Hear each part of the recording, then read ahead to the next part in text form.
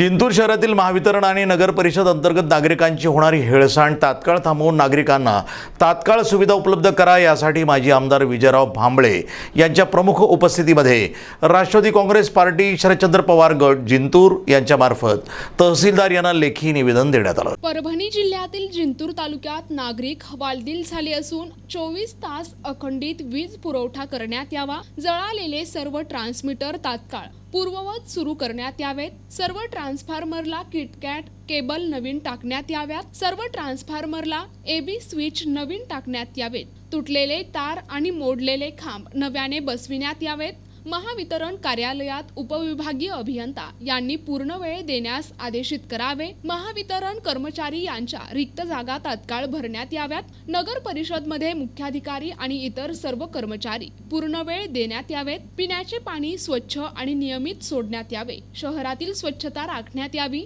त्यासाठी प्रत्येक प्रभाग वॉर्ड गल्ली निहाय कचरा गोळा करण्यासाठी घंटागाडी प्रभागात पाठविण्यात यावी, शहरातील सर्व नाल्या गटारे तात्काळ उपसण्यात यावेत, शहरातील तुटलेल्या नाल्या तात्काळ बांधून घेण्यात याव्यात, शहरातील सांडपाणी आणि पावसाच्या पाण्याची योग्य विल्हेवाट लावण्यात यावी, विविध योजनेअंतर्गत मंजूर असलेले घरकुल हप्ते विशेषतः 5वा हप्ता तात्काळ टाकण्यात यावा, ही नगर परिषद हद्दीतील बऱ्याच स्ट्रीट लाईट बंद असून त्या तात्काळ सुरू करण्यात याव्या, जिंतूर शहरातील खराब झालेल्या रस्त्यावर तात्काळ मुरुम टाकण्यात यावा, जालना रोडच्या दोनही साईडची नवीन नाली बांधण्यात यावी, छत्रपती शिवाजी महाराज पुतळा ते टिपू सुलतान चौक रस्त्याच्या नाल्या पूर्ववत करण्यात याव्यात, बांधकाम कामगार यांना लेबर कार्ड काढण्यासाठी आणि रिन्यू करण्यासाठी प्रमाणपत्र देण्यात यावे, संजय गांधी श्रावणबाळ योजनेअंतर्गत जिंतूर शहरातील बंद झालेल्या लाभार्थ्यांना पगार तात्काळ चालू करण्यात यावा, जन्म मृत्यू नोंदीची प्रकरणे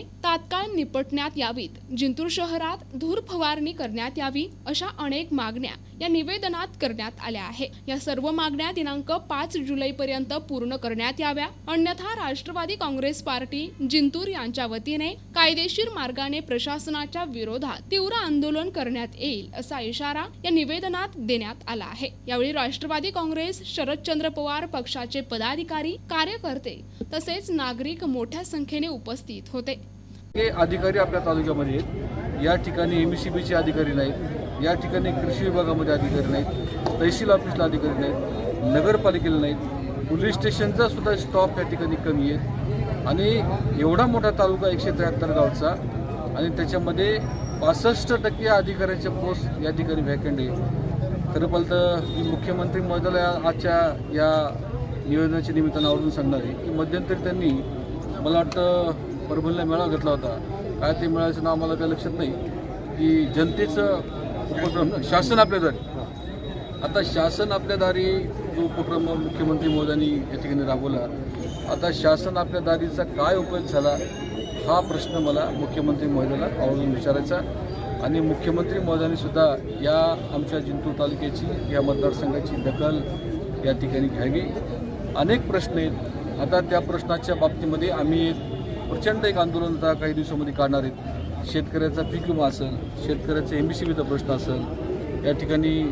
लोकांना पीक कर्ज बँकेत भेटत नसेल, कर्जमाफीचा विषय, हे सगळे मुद्दे घेऊन उद्याच्या 6 तारखेला सेलू डेप्युटी कलेक्टर ऑफिसवर खूप मोठं जन आंदोलन आम्ही राष्ट्रवादीच्या माध्यमातून करणार आहोत। याची नोंद मात्र शासनाने घ्यावी, आमच्या शेतकऱ्याचा हक्काचा पीक विमासुद्धा लोकांना द्यावा, असे अनेक मागण्या आहेत। त्या मागण्याच्या संदर्भात खूप मोठं आंदोलन 6 तारखेला